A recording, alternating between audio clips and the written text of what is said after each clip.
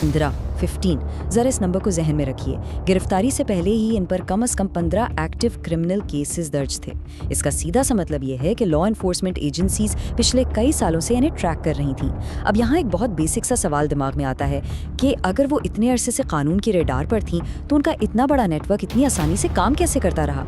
इस पहेली का जवाब हमें थोड़ा आगे चलकर मिलेगा, लेकिन उससे पहले थोड़ा इनकी माजी पर नज़र डालते हैं। मॉडलिंग से मंशियात तक का ये सफ़र किसी हैरानकुन दास्तान से कम नहीं। आखिर कैसे कराची के एक आम से ख़ानदान की लड़की जो महज 8वीं जमात तक पढ़ी थी, उसने अचानक पूरे मुल्क में इतनी दहशत का नेटवर्क बिछा लिया? ये उरूज वाकई गौरतलब है। आइए इस टाइमलाइन को समझते हैं। इनका सफ़र 2006 में शुरू होता है, जब ये मॉडलिंग का शौक़ लेकर लाहौर आईं। वहाँ इनकी मुलाकात एक लॉयर से हुई, जिनसे आगे चलकर उन्होंने शादी की। और सोर्सेज ये बताते हैं कि उन्हीं साहब ने इन्हें इस मंशियात की दुनिया से मुतारिफ करवाया था। इसके बाद एक रिटायर्ड पुलिस ऑफिसर से शादी की खबरें भी रिपोर्ट हुईं। लेकिन दिलचस्प बात यह है कि इन रास्तों से अलग होने के बाद उन्होंने किसी के अंडर काम करने के बजाय अपना खुद का बिल्कुल आज़ाद और मुल्क गिर ड्रग नेटवर्क खड़ा कर लिया। अब एक तरफ तो ये सब चल रहा था, जबकि दूसरी तरफ ख़ानदान दूर होता जा रहा था।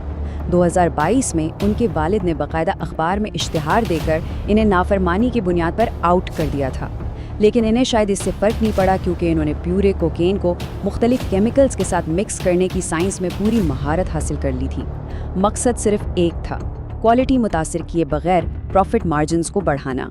और इसी दौरान उन्होंने बाकायदा क्वीन मैडम पिंकी के नाम से अपना इलिसिट ब्रांड कायम कर लिया। चलिए अब आते हैं इस तज्जिए के सबसे दिलचस्प हिस्से की तरफ, इस पूरे नेटवर्क का ढांचा। आखिर इतनी बड़ी मिकदार में ड्रग्स मुल्क के एक कोने से दूसरे कोने तक सफ़र कैसे करती थीं? यकीन मानिए, इनके ऑपरेशंस का स्ट्रक्चर देखकर किसी बड़ी मल्टीनेशनल लॉजिस्टिक्स कंपनी का गुमान होता है। सबसे पहले ज़रा इस रेट पर गौर करें। 15